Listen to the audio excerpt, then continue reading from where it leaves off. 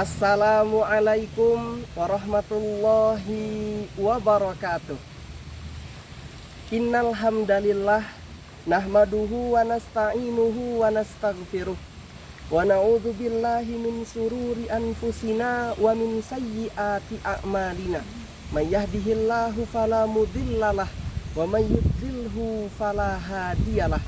Asyhadu an la ilaha illallah wahdah la syarikalah wa asyhadu anna Muhammadan abduhu wa rasuluh la nabiyya wa la rasulahu ba'dah.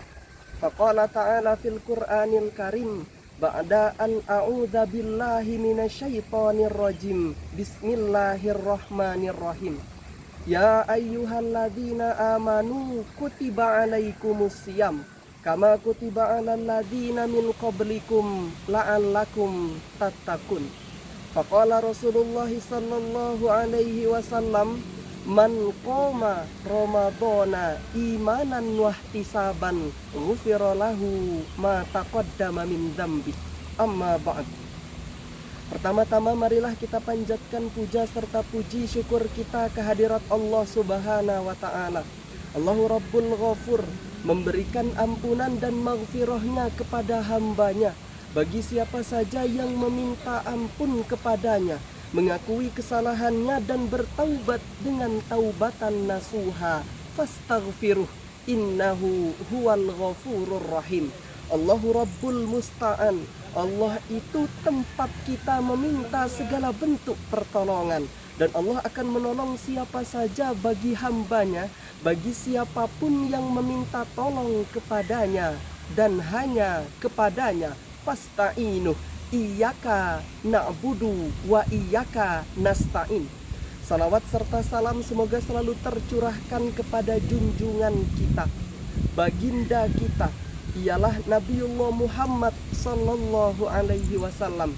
Semoga atas izin Allah juga kita termasuk umat Rasulullah yang berhak mendapatkan syafaat dari Rasulullah sallallahu alaihi wasallam. Dulu, sekitar 14 abad yang lalu atau 1400 tahun lamanya, Allah Subhanahu wa ta'ala berfirman, kemudian diabadikan di dalam Al-Quran surah Al-Baqarah ayat 183. Ya ayyuhalladzina amanu kutiba alaikumusiyam kama kutiba alal ladzina min qablikum la'allakum tattaqun.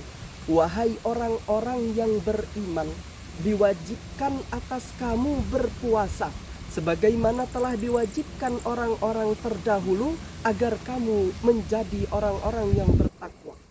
Melalui ayat ini Allah Subhanahu wa ta'ala ingin memberitahu, memerintahkan kepada seluruh hambanya, bagi siapa saja yang mengakui, meyakini dan mengimani bahwa Allah Subhanahu wa ta'ala adalah ilahnya, bahwa Allah Subhanahu wa ta'ala adalah Tuhan yang ia sembah, untuk melakukan puasa pada bulan suci Ramadan. Outputnya untuk menjadi hamba-hambanya yang mendapatkan predikat dengan ketakwaan.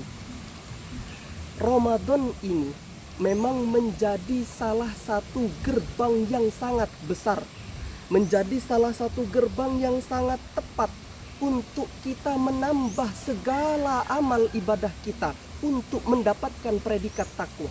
Dan tidak tanggung-tanggung juga, Allah menyiapkan begitu banyak amaliyah khusus pada bulan suci Ramadan. Tidak hanya berbentuk kewajiban, tetapi juga berbentuk sunnah. Dan melalui amaliyah-amaliyah ini diharapkan kita mampu mendapatkan predikat ketakwaan. Saya kasih satu contoh amaliyah yang sunnah pada bulan suci Ramadan tetapi mendapatkan ganjaran yang begitu besarnya. Melalui hadis Nabi sallallahu alaihi wasallam, man qoma ramadhana imanan wahtisaban ghufira lahu ma taqaddama min dzambi. Barang siapa yang dia berdiri melakukan salat pada bulan suci Ramadan, ghufira lahu ma taqaddama min dzambi, dengan keimanan dan mengharapkan ridho dari Allah Subhanahu wa ta'ala, maka akan diampuni dosa-dosa yang telah lampau. Dengan koma ini, para mufassirin dan ulama-ulama sepakat bahwa kata koma di dalam hadis ini merujuk kepada sholat tarawih. Maka barang siapa yang melaksanakan sholat tarawih pada bulan suci Ramadan dengan keimanan dan mengharapkan ridho Allah Subhanahu wa Ta'ala, maka akan diampuni dosa-dosa yang telah lampau. Ini satu contoh amaliyah yang sunnah pada bulan suci Ramadan, tetapi memiliki ganjaran yang begitu besarnya.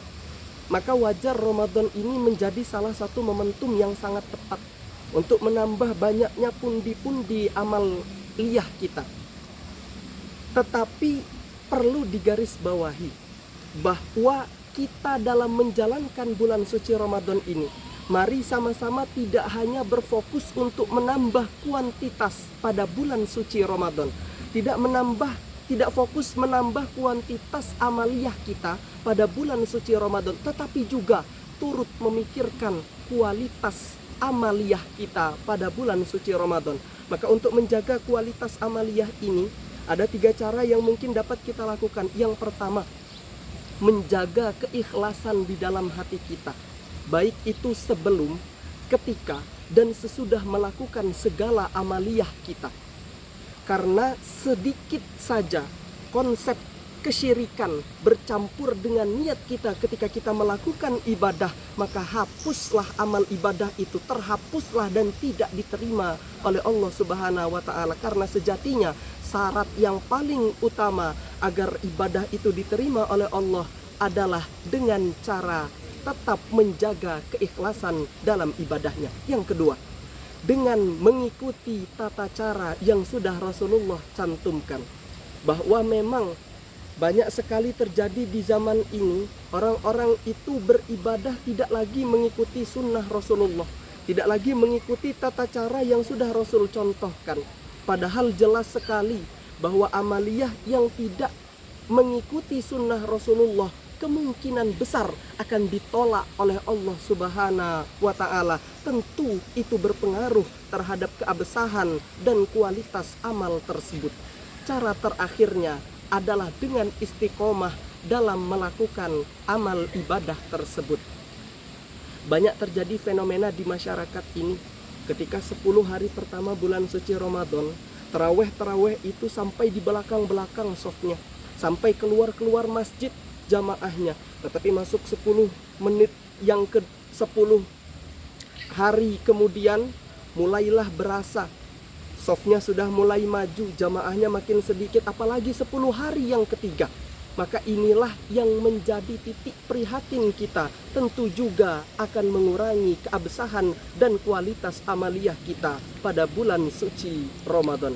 Maka tentu kita berharap dengan bulan suci Ramadan ini kita mampu meningkatkan kualitas dan kuantitas amal ibadah kita. Dan pada akhirnya nanti ketika selesai bulan suci Ramadan, kita mendapatkan gelar dan predikat takwa. Mungkin ini saja yang dapat saya sampaikan, kurang dan lebihnya saya mohon maaf pada Allah, saya mohon ampun. Saya akhiri. Assalamualaikum warahmatullahi wabarakatuh.